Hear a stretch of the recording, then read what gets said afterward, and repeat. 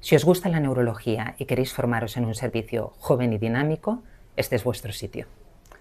El servicio se encuentra organizado en unidades especializadas. Disponemos de una unidad de ictus, reconocida por la European Stroke Organization, así como unidad de esclerosis múltiple, trastornos de movimiento, demencias, periférico, epilepsia, sueño, consultas específicas de neurooncología.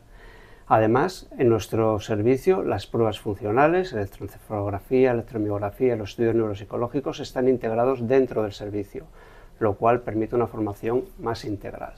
A partir de R2 haréis guardias especializadas en neurología y iréis cogiendo una responsabilidad de forma progresiva.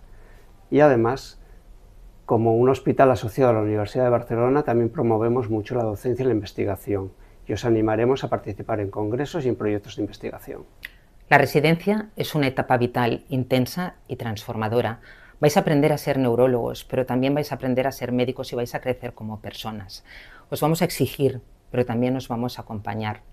Nos encantaría acompañaros en esta etapa vital. Os esperamos aquí.